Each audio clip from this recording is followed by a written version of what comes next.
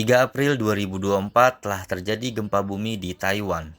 Dengan kekuatan magnitudo 7,4 skala Richter, gempa ini terasa hampir di seluruh wilayah Taiwan yang menyebabkan kekhawatiran dan kerusakan di sejumlah kawasan. Pukul 07.58 waktu setempat, dari pusat gempa di lepas pantai timur Taiwan, kemudian terjadi kejadian yang disusul dengan guncangan kedua pada pukul 08.11. Tepatnya pusat gempa terjadi di kota Hualien, kawasan Jalan Beibin, distrik kota Hualien.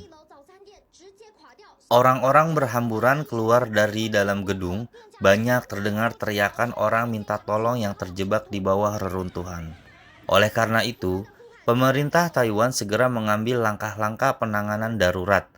Mereka menyediakan bantuan medis dan evakuasi bagi warga yang terdampak. Badan Penanggulangan Bencana setempat bersama dengan tim pencarian segera melakukan penyelamatan. Mereka segera mengerahkan bala bantuan untuk melakukan evaluasi kerusakan lebih lanjut dan memastikan keselamatan warga. Dalam keterangan warga di daerah perkotaan Hualien, di lantai pertama terjadi kerusakan.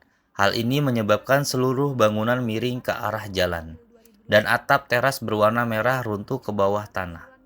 Dari gedung tersebut diinfokan tidak ada korban jiwa, karena orang-orang yang berada di lantai 1 langsung segera lari keluar dengan kencang untuk menyelamatkan diri. Hanya dalam hitungan 1 detik bangunan tersebut langsung runtuh. Terlihat jelas jalan raya retak akibat guncangan gempa. Semua pengemudi kendaraan segera menghentikan kendaraannya, dan tidak ada yang berani melanjutkan perjalanan. Karena pada saat itu sedang terjadi gempa di Taiwan. Gempa susulan pun terus berlanjut dan orang-orang sangat merasa panik dan ketakutan. Dijelaskan bahwa kejadian gempa kali ini mengingatkan dengan 921, yaitu 25 tahun yang lalu, karena hampir sama guncangannya.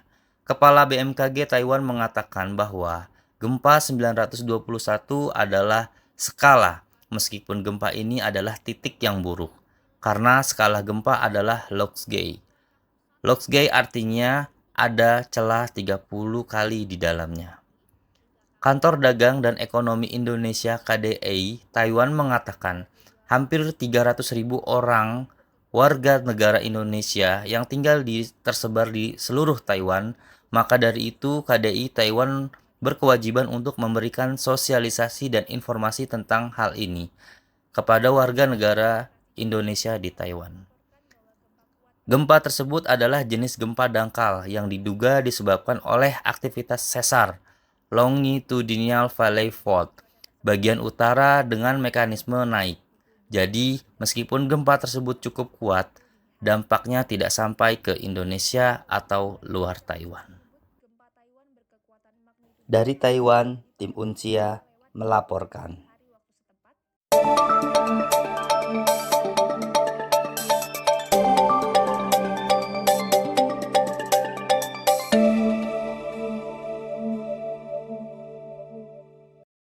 Kabar berita hari ini kembali lagi bersama saya Siti Nurhayati. Siaran berita kali ini akan menyampaikan informasi seputar gempa yang melanda Taiwan. Menurut Kepala Badan Meteorologi, Klimatologi, dan Geofisika yang berada di Taiwan, Profesor Insinyur Dwi Korita Karnawati, beliau memastikan bahwa gempa bumi berkekuatan magnitudo 7,4 skala Richter pada tanggal 3 April 2024 tidak berdampak tsunami ke wilayah Indonesia. Kemudian terjadi gempa susulan pada tanggal 27 April 2024 dengan berkekuatan magnitudo 6,1 skala Richter. Untuk informasi selanjutnya, saya akan terhubung dengan Kak Torik dan Kak Julia beserta para narasumber yang ada di Taiwan. Untuk Kak Torik, saya persilakan memberikan laporannya.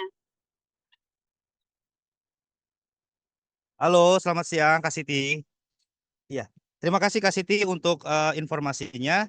Oke, saya coba bergabung dengan Kak Naga yang mungkin ada di Taiwan saat ini. Oke, halo selamat siang Kak Naga. Ya, halo selamat siang Kak Torik. Halo Kak Naga. Oke, Kak Naga, saya dari Unsia Jakarta. Di sini saya akan coba menanyakan kondisi saat ini yang mungkin di Taiwan kemarin ini akan terjadinya gempa Kak Naga, khususnya untuk warga lokal di sana. Oke, Kak Naga, apa dampak yang dirasakan setelah kejadian gempa kemarin untuk warga lokal Kak Naga? 就是地震后，就是晚上，睡觉的时候，只要有一点晃动，就会惊醒，就睡不太好。Oke, untuk Yi Xiaojie itu mengatakan kalau di saat tidur itu gerak sedikit itu sudah berhalusinasi seperti seolah-olah gempa, padahal itu bukan gempa gitu. Itu salah satu efek dari gempa yang sering dialami. Ya, mungkin ada rasa ketakutan yang mendalam begitu mungkin kan Naga? Ya, seperti itu, Kak. Oke, oke. Untuk selanjutnya pertanyaan yang kedua mungkin kan Naga, apakah Anda atau apakah mungkin warga lokal di sana mengalami traumatik setelah kejadian gempa kemarin kan Naga? 就是地震后，就是有一点就是比较大的晃动，就会觉得很恐怖，就是房子是不是要倒了什么之类的。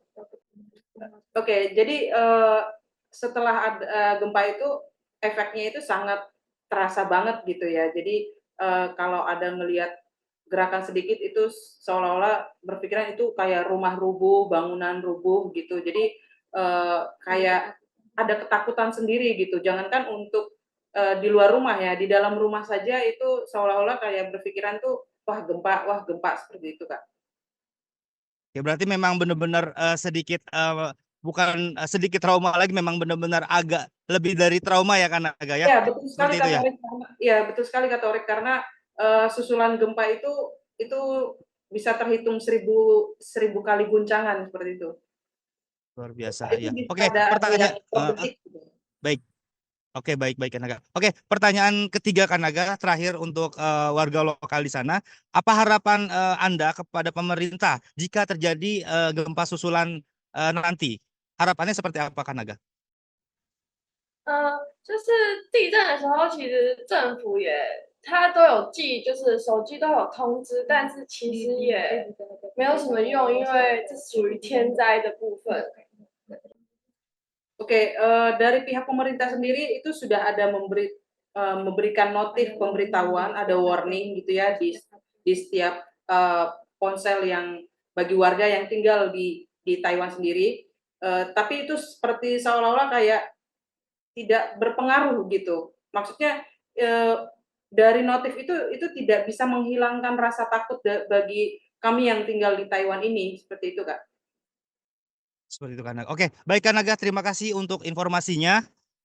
Untuk selanjutnya saya kembalikan ke Kak Siti Unsia di Hong Kong. Terima kasih. Ya, Terima kasih Kak Torik dari Usia Jakarta. Berita selanjutnya saya akan terhubung dengan Kak Julia beserta salah satu seorang PMI yang ada di Taiwan. Dari Kak Julia, saya persilakan. Baik, terima kasih Kak Siti untuk waktunya. Hari ini saya mencoba terhubung dengan narasumber kita, pekerja migran Indonesia, dengan Kak Rita yang kebetulan beliau tinggal di Taiwan juga. Kak Rita, apakah sudah mendengar dengan saya? Selamat siang. Baik, Kak Rita, bagaimana kondisi sekarang pasca gempa terjadi kemarin? Kondisinya sekarang sudah berangsur membaik ya, karena tidak terlalu terdampak oleh gempa kemarin, jadi sejauh ini masih baik-baik saja. Untuk gempa yang terjadi kemarin, apakah waktu terjadi gempa atau pasca gempa, Kak Rita memberitahukan kabar Kak Rita kepada keluarga yang ada di Indonesia? Untuk saya pribadi tidak, karena saya menghindari kekhawatiran yang berlebihan, karena kan jauh, jadi saya khawatir mereka terlalu khawatir, jadi saya pikir untuk lebih baik tidak memberitahu gitu, menunggu untuk suasananya normal baru memberitahu. Baik, lebih menjaga ini ya Kak ya, supaya tidak berpikir yang macam-macam. Oke, untuk situasi gempa atau pasca gempa, apakah pekerja migran Indonesia melakukan koordinasi dengan pemerintah setempat atau kedutaan supaya mereka mendapat informasi terbaru dan komunikasi bisa berjalan dengan lancar? Kak. Komunikasi sendiri sebenarnya tidak berdampak ya, masih bisa berkomunikasi secara normal seperti biasanya.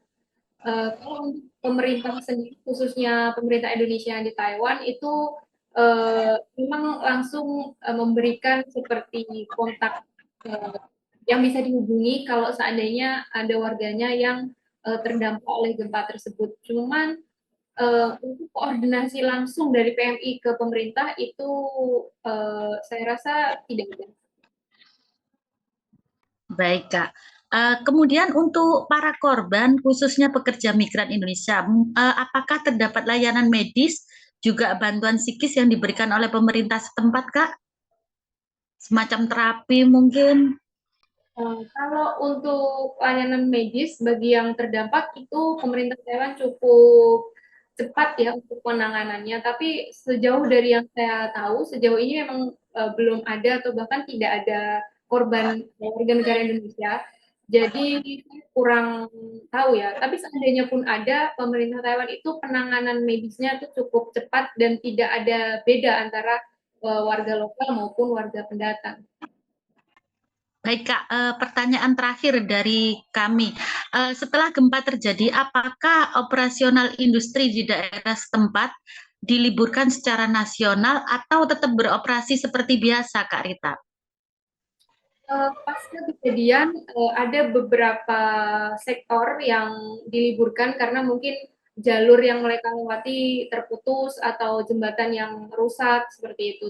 Sekolah juga diliburkan, apalagi untuk anak-anak itu diliburkan karena kebetulan kejadiannya mendekati weekend, jadi diliburkan gitu. Tapi saya rasa penanganannya cukup cepat ya, cukup cepat. Jadi 2-3 hari sudah bisa kembali normal gitu. Jadi saya rasa tidak ada yang perlu dikhawatirkan. Baik, terima kasih Kak Rita. Saya rasa cukup untuk wawancara hari ini dengan Kak Rita. Terima kasih, semoga sehat selalu di Taiwan dan terima kasih juga untuk waktunya. Saya kembalikan kepada Kak Siti. Untuk Kak Siti, silakan. Terima kasih Kak Julia atas laporannya. Berita selanjutnya ada Kak Naga dengan Mr. Ma. Beliau adalah seorang staf kantor dagang dan ekonomi di Taipei. Sekian berita yang saya sampaikan untuk hari ini. Saya Siti Nurhayati beserta kru yang bertugas pamit undur diri. Dan sampai jumpa pada waktu yang sama esok hari.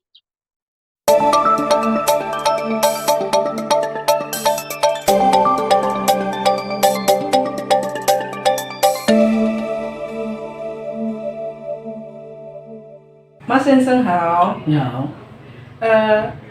马先生，住台湾多久了？我住台湾已经差不多20年了。 20年，很久了呀。很久。在哪里工作？什么工作？我在那个印尼办事处工作。然后在台湾附近有地震，印尼番子住怎么样来处理设计证？对，没有错。这最近在台湾有很大的地震，然后是陆陆续续有地震